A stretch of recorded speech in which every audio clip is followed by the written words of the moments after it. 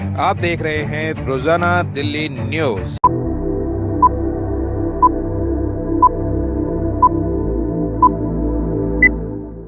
नई दिल्ली, मैं दीपक खुलबे, रोजाना दिल्ली न्यूज़ से। अगर आप चैनल पर नए हैं तो वीडियो लाइक करें, वीडियो शेयर करें और चैनल को सब्सक्राइब करें।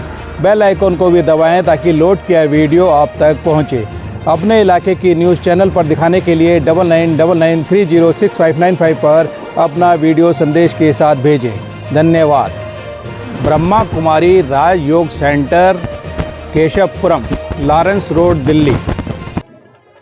ओम शांति। आज प्रजापिता ब्रह्मा कुमारी ईश्वरीय विश्वविद्यालय के इतिहास में 18 जनवरी का दिवस विशेष दिवस होता है, क्योंकि इस दिन पिता श्री ब्रह्मा बाबा, जो कि इस संस्था के फाउंडर रहे हैं, तो उनका ये अव्यक्ति दिवस है। अर्थात इस पार्थिव देह को उन्होंने इसी दिन ही त्यागा था। तो इसीलिए पूरे विश्व में विश्व शांति दिवस के रूप में ये दिवस मनाया जाता है। और पूरे ही विश्व में जितने भी हमारे ब्रांचेस हैं, तो सभी जगह पर आज का दिन विशेष महत्व रखता है। आज का दिवस स्मृति दिवस, सोहम समर्थी दिवस, या परमात्मा की पावर्स जो ब्रह्मा बाबा के थ्रू हम बच्चों को दी बाबा ने, शिव बाबा ने, जो निराकार परमपिता परमात्मा है, उनके ही ये साकार माध्यम थे पिता श्री ब्रह्मा बाबा। तो उनके द्वारा शिव बाबा ने अपनी सारे शक्तियाँ, अपने सारे गुण हम बच्चों को विल किए। तो ये विल करने का भी दिवस है। तो परमात्मा किस तरह से प्रजापिता ब्रह्मा को अपना साकार माध्यम बना करके और नई सृष्टि का निर्माण करते हैं। तो इस नई सृष्टि के लिए परमात्मा ने एक ऐसी आत्मा को चुना जो बहुत ही विशेष थी परमात्मा की नज़रों में। यूँ तो ब्रह्मा बाबा का नाम जो था दादा लेखराज के नाम से बहुत ही प्रचलित थे।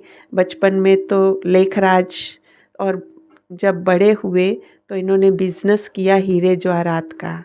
तो हीरे जवाहरात में भी बहुत ही माहिर थे।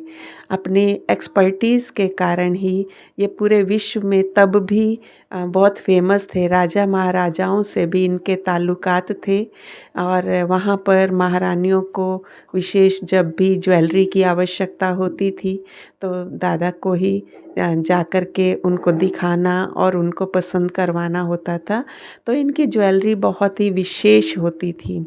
तो इस तरह से बाबा का बिज़नेस बहुत ही चमका हुआ था। लंदन की महारानी तक इनको बुलाती थी और अपने सेट इन्हीं से बनवाया करती थी, नेपाल के राजा हों या उदयपुर के राजा हों।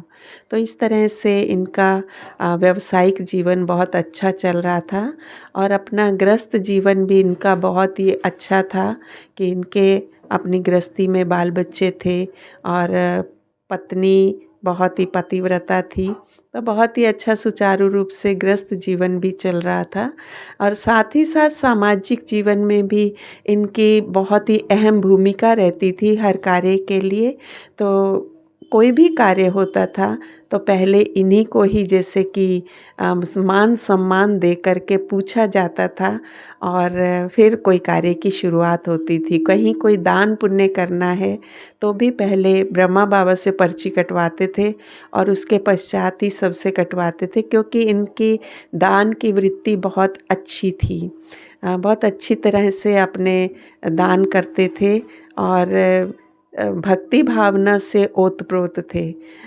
साल में 2 बारी अपनी फैमिली को लेकर के जाना और तीर्थों पर जाना, वहाँ पर भी सभी बच्चों के द्वारा दान पुण्य आदि करवाना। तो इस तरह से इनको बेसिकली ये लगन थी कि मुझे परमात्मा का सही ज्ञान मिल जाए। तो इसी के लिए ही, इसी खोज में ही इन्होंने अपने 60 वर्ष की आयु तक 12 गुरु किए।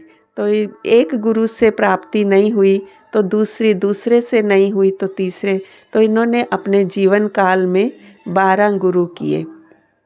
तो इस तरह से इनको परमात्मा की बहुत ही लगन थी, बहुत ही खोज थी। तो जिस खोज के लिए ही ये जगह जगह पर जाते थे, गुरुओं से, महात्माओं से भी पूछते थे कि मुझे आप अपना अनुभव सुनाइए कि आपको क्या अनुभूति होती है कि आप गुरु बने हैं, महात्मा बने हैं, तो आप मुझे बताओ, आपको परमात्मा की प्राप्ति होती है। लेकिन एक दिन अचानक ही बहुत लगन होने के कारण ये अपने घर में भी रेगुलर बेस पे मना सत्संग कराया करते थे। कभी भागवत सप्ताह, कभी रामायण सप्ताह।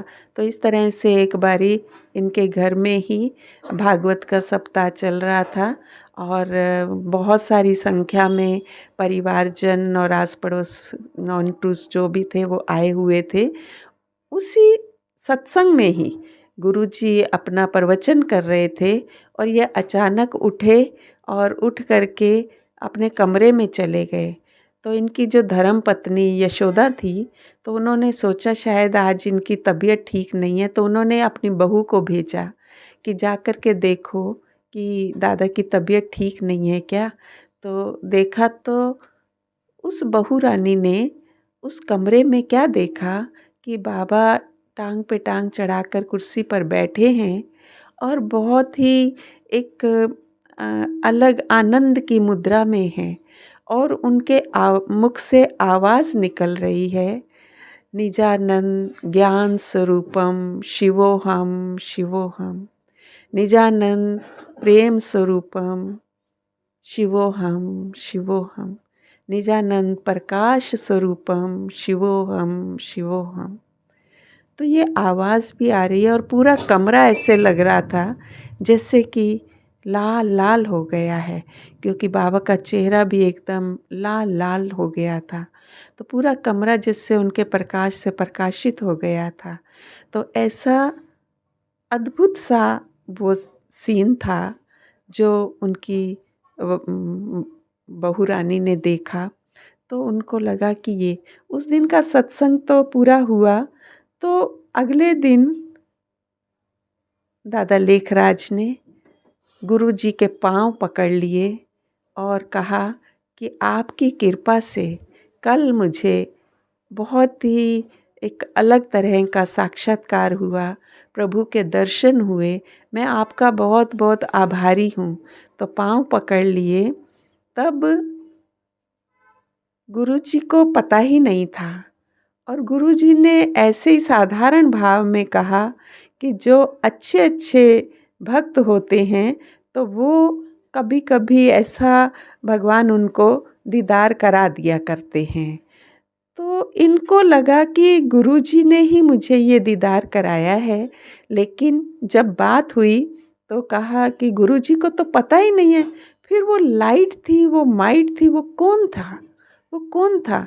तो वो बाद में इनको पता चला कि वो निराकार परम पिता परमात्मा, जिसको शिव कहते हैं, अर्थात जो हम सब आत्माओं के पिता हैं, वो इनके तन में प्रवेश होकर के और कहा कि तुम्हारे द्वारा मुझे एक नई सृष्टि का सृजन करना है, एक सतयुगी सृष्टि की स्थापना करनी है। तो ऐसा शिव पिता ने इनको आदेश दिया और उसके फलस्वरूप फिर इनको एक और तरह का भी साक्षात्कार हुआ कि ये पुरानी दुनिया जाने वाली है और नई दुनिया आने वाली है। तो उसका साक्षात्कार परमात्मा पिता ने इनको बनारस में कराया और 4 प्रकार के उसमें सीन आए।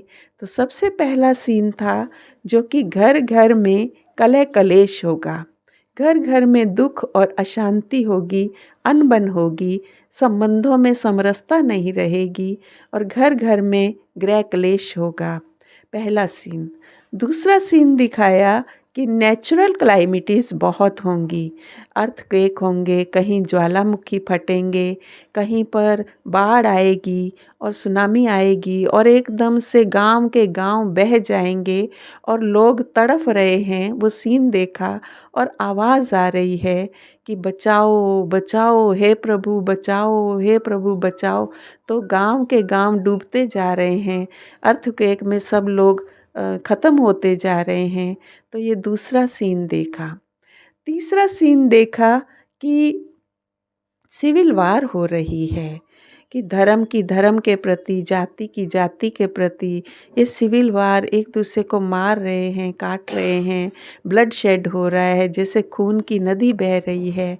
तो वो सीन देख करके बाबा के आँखों से आंसू आने लगे और कहा कि बस करो भगवान, बस करो, अब मैं इस मनुष्य सृष्टि का और विनाश नहीं देख सकता हूँ। फिर इतने में ही चौथा सीन देखा, जो कि एटम बॉम्ब्स आज हम कह सकते हैं, लेकिन उस समय तो बाबा को ना एटम बॉम्ब्स के बारे में ज्ञान था, ना कोई एरोप्लेन के बारे में ही ज्ञान था। तो उस समय एकदम से देखा कि टिड्डी के आकार के यंत्र हैं जो ऊपर उड़ते हैं और वहाँ से आग के गोले बरसते हैं और नीचे आग लग जाती है और सारा विध्वंस हो रहा है। तब परमात्मा पिता ने कहा कि निकट भविष्य में ये सब कुछ होने वाला है।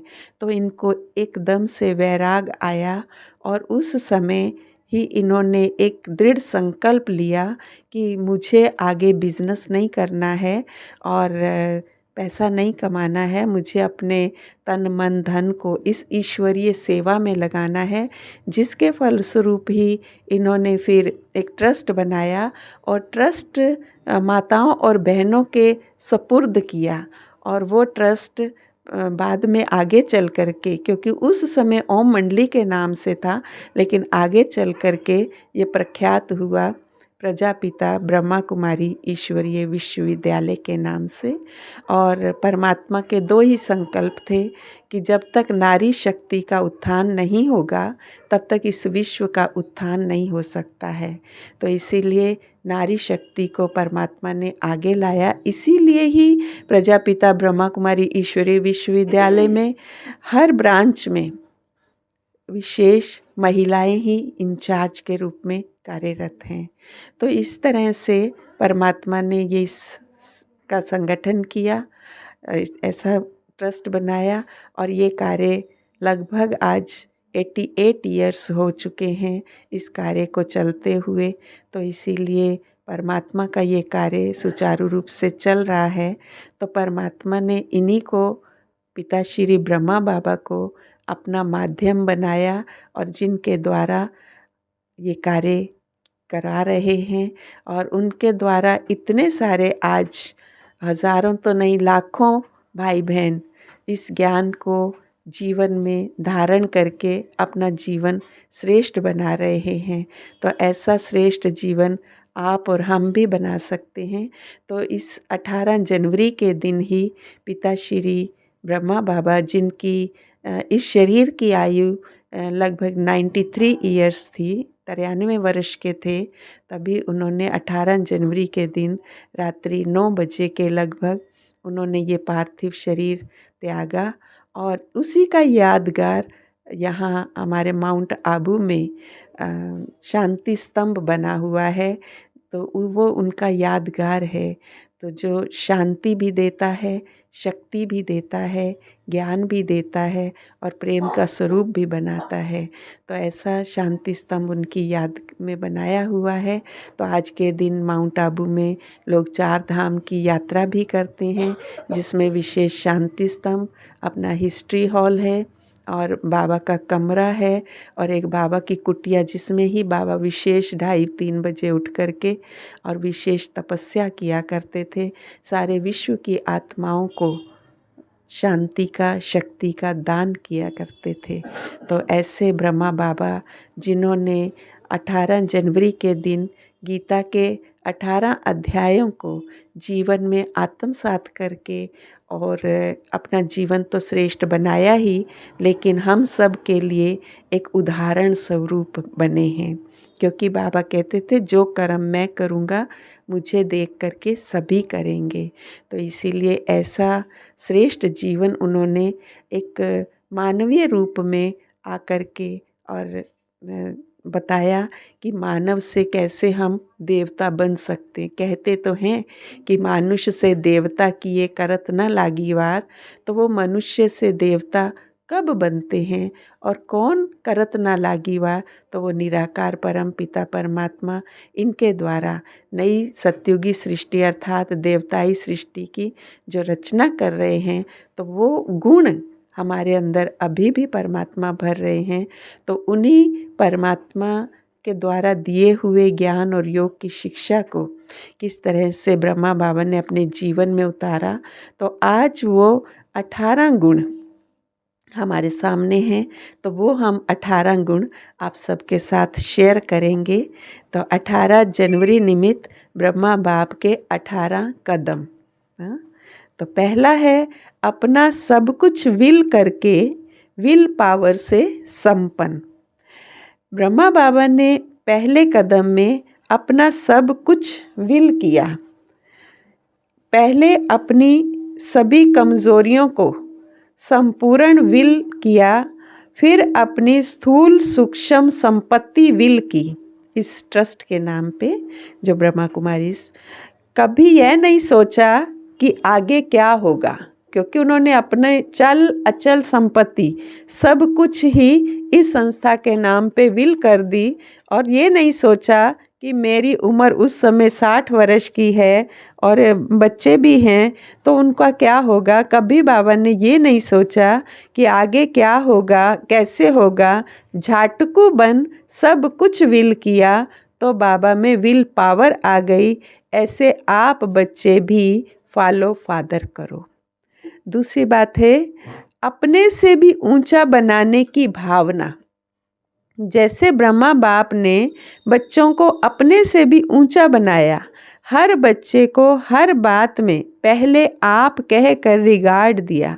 पहले आपका पाठ वृत्ति दृष्टि वाणी और कर्म में लाया। माताओं बहनों को सदा आगे रखा। ऐसे फॉलो फादर करो तब बाप समान बनेंगे। लौकिकता में अलौकिकता का अनुभव, ये तीसरा पॉइंट है। लौकिकता में अलौकिकता का अनुभव। जैसे ब्रह्मा बाप कोई भी कर्म करते सदा अपनी फरिश्ता स्थिति में रहे, लौकिक को अलौकिक में परिवर्तन किया। कर्म व संस्कारों में कोई भी लौकिकता नहीं दिखाई दी, क्योंकि जब ब्रह्मा बाबा ब्रह्मा बने, पिता श्री ब्रह्मा बने दादा लेखराज से, तो उन्होंने एक अभ्यास बहुत ही विशेष किया कि मैं भी आत्मा हूँ, ये भी आत्मा है, और सबके प्रति वो आत्मिक दृष्टि का भाव रहा। और उस आत्मिक दृष्टि से उन्होंने अपनी धर्म पत्नी को, अपने बच्चों को भी आत्मा स्वरूप में देखा। इसीलिए कहा लौकिक से अलौकिक बनाया। और जो भी उनके पास जाते थे, उनके संपर्क में आते थे, इस अलौकिकता के कारण सबको बहुत ही आकर्षण होता था कि ये बाबा मेरा अपना बाबा है जैसे कि। तो इसीलिए कर्म व संस्कारों में कोई भी लौकिकता नहीं दिखाई दी। सोचना बोलना करना तीनों को समान बनाया। ऐसे फॉलो फादर करो। हर लौकिक बात को देखने सुनने बोलने को अलौकिकता में परिवर्तन करके आप भी सभी बाप समान बनो। चौथा पॉइंट है सबके स्नेही सबके सहयोगी। ब्रह्मा बाप सभी रूपों से सभी रीति से हर बच्चे के स्नेही और सहयोगी बने। सदा एक बाप के स्नेह में समाये रहे।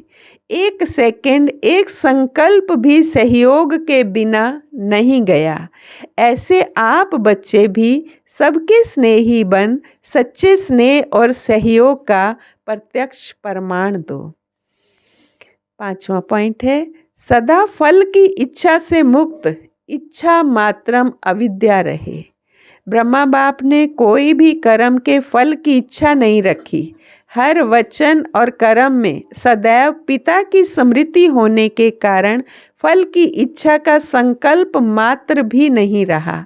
निष्काम वृत्ति से सबकी पालना की, क्योंकि उस समय भी 385 लोग थे जो कि इस ट्रस्ट में थे, और 385 में कुछ बच्चे थे, कुछ बुजुर्ग थे, कुछ माताएं बहनें थी, कुछ कुमारियां थी।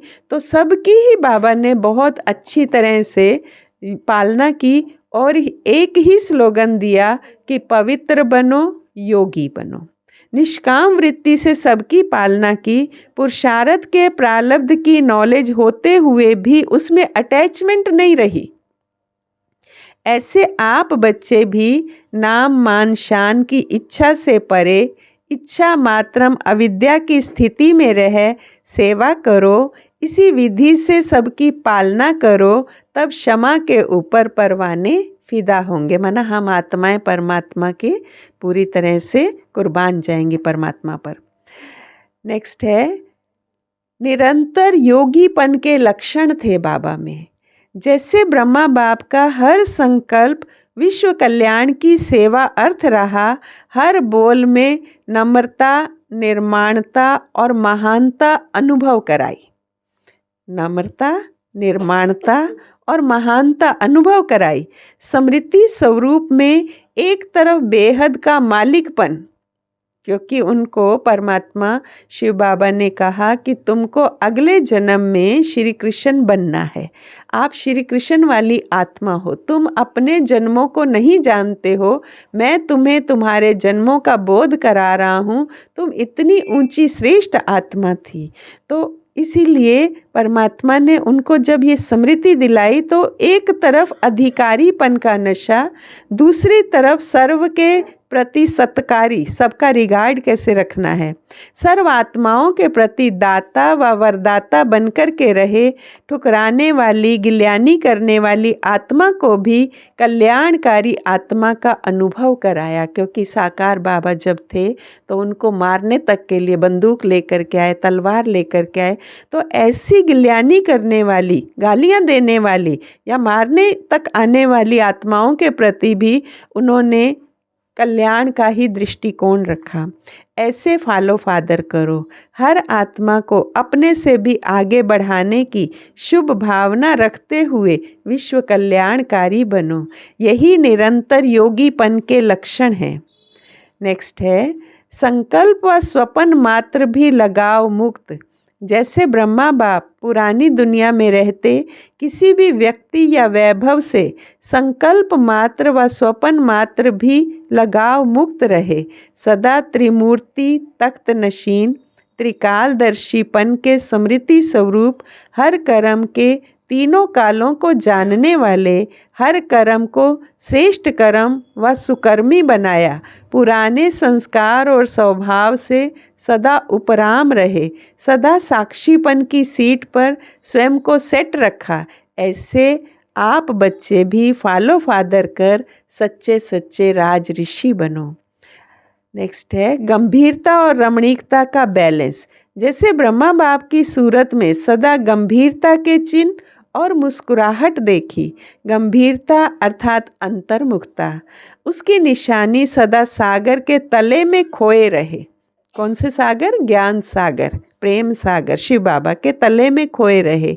अभी अभी मनन चिंतन करने वाला चेहरा और अभी अभी रमणीक अर्थात मुस्कुराता हुआ चेहरा, तो दोनों ही लक्षण सूरत में देखे। ऐसे आपकी सूरत भी ब्रह्मा बाप की कॉपी स्वरूप हो। सूरत और सीरत से ब्रह्मा बाप दिखाई दे, ऐसे ब्रह्मा बाप की फोटोकॉपी बनो। नेक्स्ट है, लवलीन स्थिति के अनुभव द्वारा साक्षात्कार मूर्त।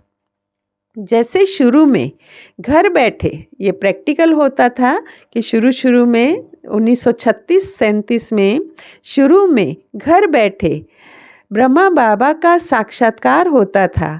सभी अनुभव करते थे जैसे प्रैक्टिकल में कोई बोल रहा है। बैठे वो घर में है लेकिन उनको ऐसे आभास होता था जैसे प्रैक्टिकल में कोई बोल रहा है, इशारा कर रहा है। ऐसे ही अंत में निमित्त बनी हुई आत्माओं द्वारा भी यही अनुभव होगा। इसके लिए ब्रह्मा बाप समान सदा एक के प्यार में समाये हुए रहो। ये लवलीन स्थिति साक्षात्कार मूर्त बना देगी। बुद्धि पर किसी भी प्रकार का बोझ ना हो। दिनचर्या बाप समान हो, तब आदि सो अंत के दृश्य का अनुभव कर सकेंगे। नेक्स्ट है सर्व गुणों में मास्टर सागर। जैसे ब्रह्मा बाप सर्व गुणों में मास्टर सागर बने, शांति के मास्टर सागर, प्रेम के मास्टर सागर, आनंद के मास्टर सागर, तो हर गुण के मास्टर सागर बने। सर्व शक्तियों का वर्षा प्रैक्टिकल जीवन में अनुभव किया। साथ साथ आत्मा की जो श्रेष्ठ व महान स्टेज है, संपूर्ण निर्विकारी, सर्वगुण संपन्न, 16 कला संपन्न, मर्यादा पुरुषोत्तम और संपूर्ण अहिंसक, इस महानता को जीवन में लाया। ऐसे आप बच्चे भी सर्व गुणों सर्व कलाओं में संपन्न बनो। सर्व शक्तियों को अनुभव में लाते हुए सर्व गुणों में मास्टर सागर बनो। तब वरदानी महादानी स्वरूप से आप बच्चे सेवा कर सकेंगे। नेक्स्ट है निमित्त और निर्माण चित्त की विशेषता से सच्चे सेवाधारी। ब्रह्मा बाबा निमित्त और निर्माण चित्त की विशेषता के कारण सच्चे सेवाधारी। ब्रह्मा बाप सदा अपने को निमित्त मात्र अनुभव करते हुए बहुत नम्र चित्त बन करके सच्चे सेवाधारी, कभी भी कोई अहंकार नहीं आया। ये अपना नेचुरल स्वभाव बनाया। उनके हर कर्तव्य से विश्व कल्याण की भावना स्पष्ट रूप में दिखाई देती थी। अपने सुख के साधनों का, अपने गुणों का और अपनी प्राप्त हुई सर्वशक्तियों का अन्य आत्माओं की उन्नति अर्थ दान कर महादानी बने। हर एक के अवगुणों को गुण में बदल दिया, नुकसान को भी फायदे में बदल दिया, निंदा को स्तुति में बदल दिया। ऐसी दृष्टि और स्मृति को धारण कर सच्चे सेवाधारी बने। नेक्स्ट है त्याग और भाग्य दोनों में नंबर 1। जैसे ब्रह्मा बाप आदि में स्थापना के कार्य प्रति साकार रूप में निमित्त बने, अलफ की तार आई तो सेवा अर्थ सर्वस्व त्याग मूर्त बने। अलफ की तार आई माना परमात्मा का मैसेज आया। त्याग और भाग्य दोनों में नंबर 1 रहे। अब अंत में भी बच्चों को ऊंचा उठाने के लिए व अव्यक्त बनाने के लिए अव्यक्त वतनवासी बने हैं। कौन? ब्रह्मा बाबा। तो त्याग और भाग्य दोनों में फॉलो फादर करते हुए स्वयं को और सेवा को संपन्न कर बाप समान आप बच्चे भी अव्यक्त वतनवासी बन जाओ। नेक्स्ट है शक्तिशाली मनसा द्वारा श्रेष्ठ वाइब्रेशन फैलाने की सेवा। जैसे ब्रह्मा बाप रात को जाग करके भी वाइब्रेशन फैलाने की सेवा करते थे। इस बात में जो ओटे सो अर्जुन, अर्थात जो करेगा वही पहला नंबर ले जाएगा। कोई भी सेवा करते, चाहे रोटी बनाते, चाहे पहरा देते, शक्तिशाली स्मृति स्वरूप में रहो। मनसा से विश्व की सेवा करते रहो। विश्व सेवाधारी एक काम नहीं डबल काम करते हैं। स्थूल हाथ भी चलते रहें और मनसा से शक्तियों का दान भी देते रहो। गुण मूर्त बन करके सेवा करो तो डबल जमा हो जाएगा। नेक्स्ट है परोपकारी के साथ साथ बाल ब्रह्मचारी। ब्रह्मा बाप सदा परोपकारी बन करके रहे, साथ साथ इस मर जीवा जीवन में, मर जीवा माना जब से शिव बाबा की उनमें प्रवेशता हुई तब से आदि से लेकर अंत तक, आखिरी श्वास तक बाल ब्रह्मचारी बन करके रहे। ब्रह्मचारी जीवन अर्थात ब्रह्मा समान पवित्र जीवन, जिसको ब्रह्मचारी कहो या ब्रह्मचारी कहो, इसमें आदि से अंत तक अखंड बनो। किसी भी प्रकार की पवित्रता अर्थात स्वच्छता आपकी खंडित ना हो, तभी आप पूजनीय बनेंगे। इसे ही फॉलो फादर कहते हैं। नेक्स्ट पॉइंट है परिवर्तन शक्ति द्वारा सदा विजयी। ब्रह्मा बाप ने परिवर्तन शक्ति द्वारा किसी के बोल और भाव को परिवर्तन किया। निंदा को स्तुति में, गिल्यानी को गायन के रूप में परिवर्तन किया। अपमान को स्व अभिमान में, अपकार को उपकार में, माया के विघ्नों को बाप की लगन में मगन होने का साधन समझ करके परिवर्तित किया। तब सदा विजयी बने। ऐसे फॉलो फादर करो। सिर्फ स्नेही आत्माओं के प्रति सहयोगी नहीं, ना उम्मीदवार को भी उम्मीदों का सितारा बना दो, तब कहेंगे कमाल। इसे कहा जाता है फॉलो फादर। नेक्स्ट है सदा आत्मिक स्थिति के दर्पण द्वारा स्वस्वरूप का दर्शन कराने वाले सिद्धि स्वरूप। ब्रह्मा बाप ने सदा आत्मिक स्थिति के शक्तिशाली दर्पण द्वारा हर आत्मा को सेकंड में स्वस्वरूप का दर्शन व साक्षात्कार कराया। स्वस्वरूप अर्थात आत्मिक स्वरूप का, कि आप ये देह नहीं हो, इस देह को चलाने वाली आत्मा हो। तो स्वस्वरूप का दर्शन कराया, साक्षात्कार कराया। इसी स्टेज को लाइट माइट हाउस की स्टेज कहते हैं। जैसे बाप लाइट माइट स्वरूप सर्वशक्तिवान हैं, ब्रह्मा बाप भी उनके समान बने। ऐसे आप बच्चे भी बाप समान सर्वशक्तियों से संपन्न सिद्धि स्वरूप बनो। मस्तक मणि द्वारा सबको स्वस्वरूप का दर्शन कराओ। नेक्स्ट है संगम युग की प्रारब्ध के अनुभवी, मोहब्बत में समाने वाले, मेहनत मुक्त। संगम युग मोहब्बत में समाने का युग है। किसकी मोहब्बत? परमात्मा शिव बाबा की। ब्रह्मा बाबा भी परमात्मा शिव बाबा की मोहब्बत में सदा रहे, तभी उन्होंने ये सब त्याग तपस्या सेवा की। तो संगम युग मोहब्बत में समाने का युग है, मेहनत का युग नहीं है, परमात्मा मिलन का युग है, क्षमा और परवाने के समाने का युग है।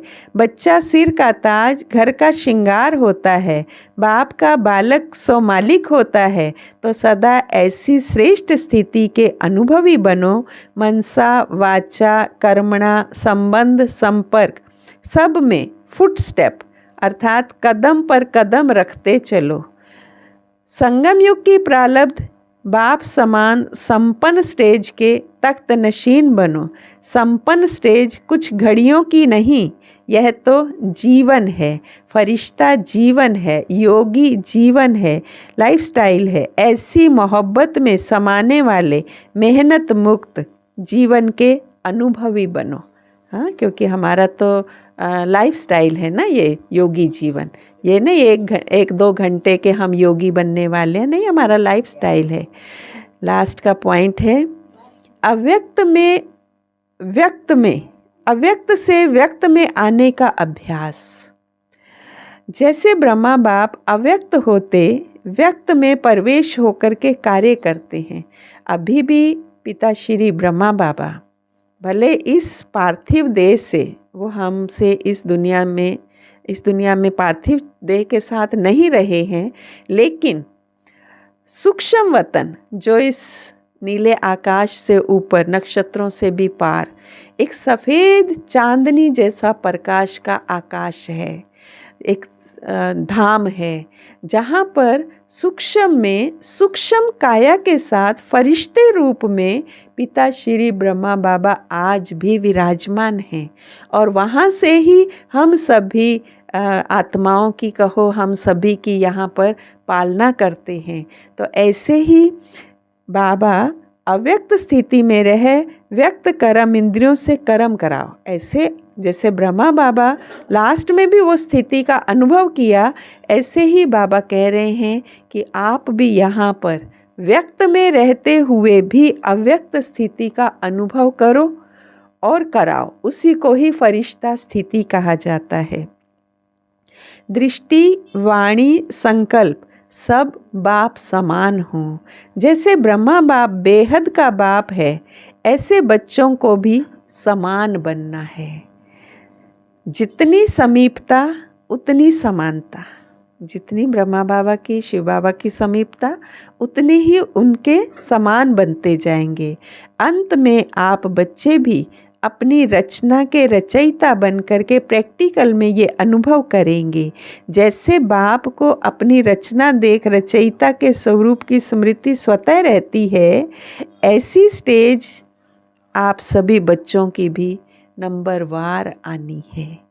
तो ऐसी स्टेज हमको यहाँ ही बनानी है कि हम इस साकार लोक में रहते हुए, व्यक्त लोक में रहते हुए किस तरह से हम आत्मिक दृष्टि का अभ्यास करें, सभी को अपनापन दें और वो अपनेपन से सबको ऐसी अपनेपन की महसूसता आएगी कि यही ही हमारे वास्तव में, यही ही हमारे इष्ट देव और इष्ट देवियाँ हैं। तो ऐसी अनुभूति सभी को होगी। तो ब्रह्मा बाप समान बनना है। श्री कृष्ण अगर वो बनेंगे तो उनके साथ गोप गोपियाँ भी तो चाहिए, वो दुनिया आने वाली है। तो ये गुप्त रीति से हम सभी को ये पुरुषार्थ करना है और अपने जीवन को श्रेष्ठ बनाना है। और ऐसा श्रेष्ठ जीवन फिर परमात्मा हम सबका सारे विश्व के आगे प्रत्यक्ष करेंगे कि आगे आने वाली दुनिया कैसी होगी, क्योंकि ये पुरानी दुनिया जानी है और उसके पश्चात नई दुनिया का आगमन होना है। और नई दुनिया में कौन आएंगे? देव और देवताएं। तो देव देवियाँ आएंगे, तो उसी की यहाँ पर हमें गुणों को धारण करना है। तो ऐसी आप सभी के प्रति शुभ भावना है कि हम सभी अपना अपना पुरुषार्थ करके ब्रह्मा बाप समान बनेंगे। और जो ब्रह्मा बाप के लास्ट के 3 शब्द थे, हाँ, निराकारी, निर्विकारी और निरअहंकारी, तो ऐसा अपना जीवन बनाना है। निराकारी स्थिति में रहना है और निरअहंकारी, निर्विकारी बनना है कि हमारे अंदर काम, क्रोध, लोभ, मोह, अहंकार कोई भी विकार का अंश वंश ना हो और हम संपूर्ण निरअहंकारी बन करके और ये देह हम भी छोड़ेंगे और पुनः हम नया चोला अर्थात सत्युगी देवताई चोला धारण करके पुनः इसी सृष्टि रंगमंच पर श्रेष्ठ कर्तव्य करने के लिए अवतरित होंगे। इन्हीं शब्दों के साथ आप सभी को बहुत बहुत आज के दिवस की समर्थी बाबा देंगे। और जितना आप मेडिटेशन करेंगे, योग लगाएंगे, उतने ही आप शक्तिशाली आत्मा बन करके संपन्न बनेंगे। ओम शांति, ओम शांति, ओम शांति।